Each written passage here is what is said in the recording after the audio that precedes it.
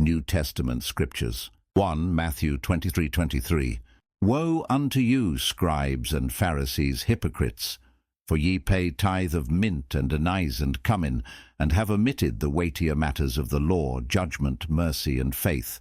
These ought ye to have done, and not to leave the other undone. Jesus acknowledges the practice of tithing while rebuking the Pharisees for neglecting justice, mercy, and faith.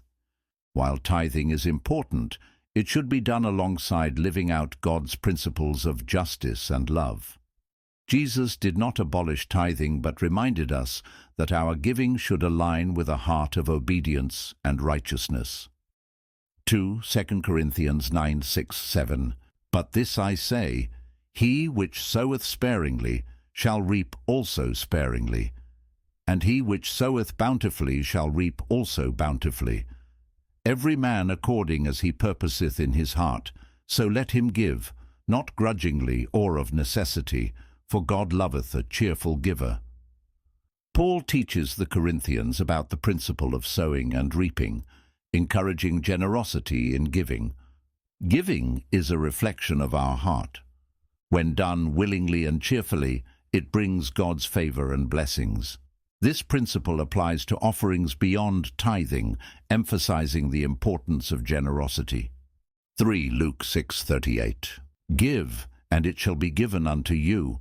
Good measure, pressed down and shaken together, and running over, shall men give into your bosom.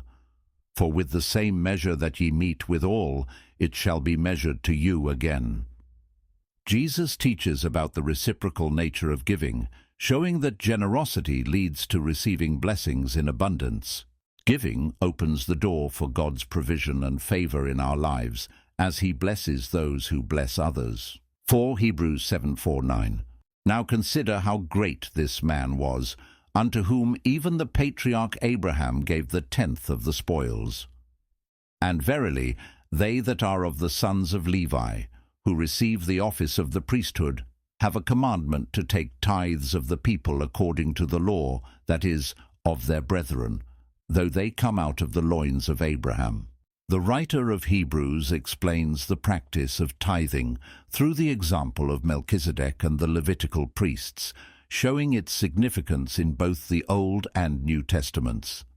Tithing is portrayed as a principle that transcends the law, rooted in faith and worship toward God.